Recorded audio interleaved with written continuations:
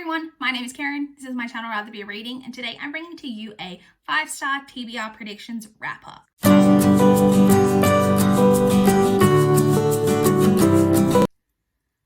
Recently on my channel, I posted a TBR predictions. I took 3 books from my shelves that I thought would be 5-star reads, and we're just going to talk about those books now and whether they ended up being 5-star reads or not.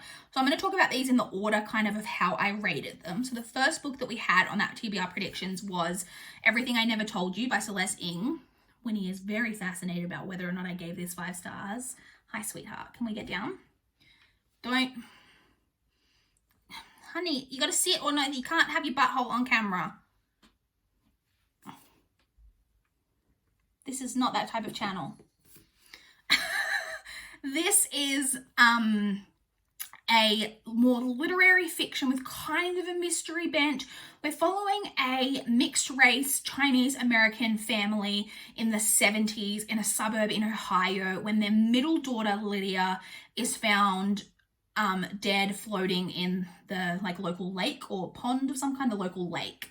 And it's very much about that. So there's kind of the mystery element of what happened to Lydia. Was this a murder? Was it an accidental drowning? Was it a suicide?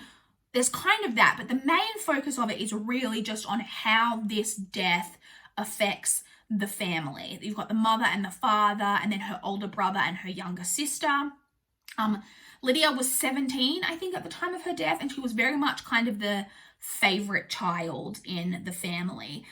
This I did really, really like. I didn't get quite as engrossed in it the way that I wanted to, but I adored Celeste Ng's writing. I thought her writing was so beautiful. I'm really, really excited to read Little Fires Everywhere by her. In the end, I just didn't quite get a 5 stars from me, but I did genuinely really enjoy it, and I ended up giving this one 4 stars. And the next TBR prediction that I had was Rosemary's Baby by Ira Levin. So this is, mentioned this so many times, this is a very famous horror movie.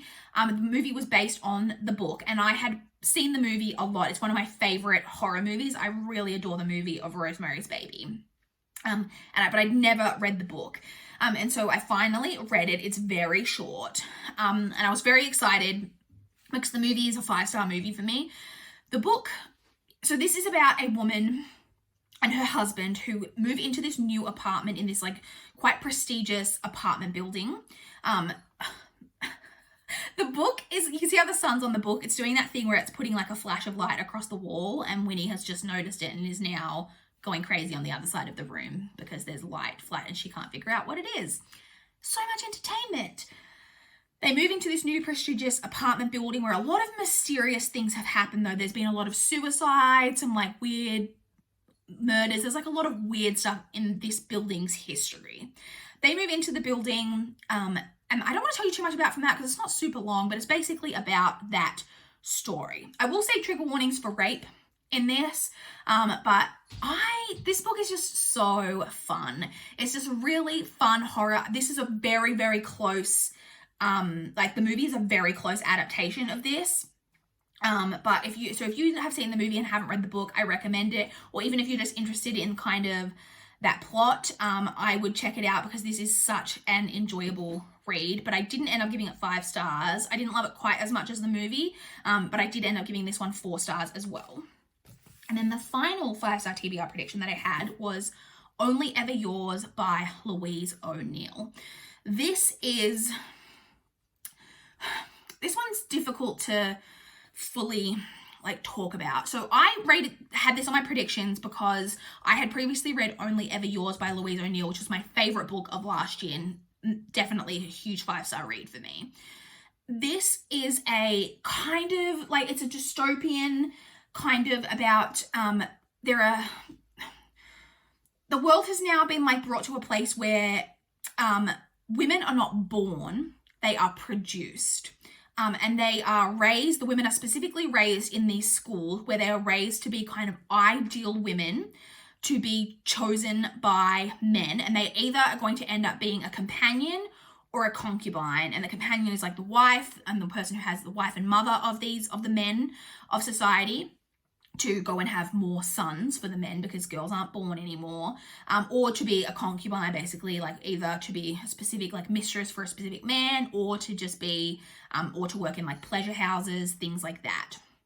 And we're following a girl who is in her final year in this school, and this raises just so many issues around like gender issues and misogyny and the way women are treated, and the way when we put so much focus on women and the way that they look, and that their only worth is in how desirable you are to a man, and only if you're desirable in the right way, because men don't want you if you're, you know, you can't be a companion if you're too this or too that, and like being companion is the ideal, you know, that type of thing. Like say your only thing you're striving for in life is to have a man pick you, and when you put so much pressure on that, and then that puts so much pressure on the way that you look and being desirable to a man, the competitiveness and like the issues that creates between girls and women, this just has so much interesting commentary in here.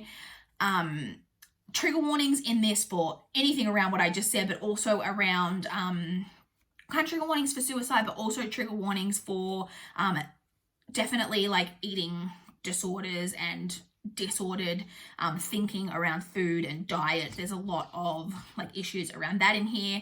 This didn't quite hit a 5-star for me because I mentioned this like when I first talked about it. This is not an enjoyable book.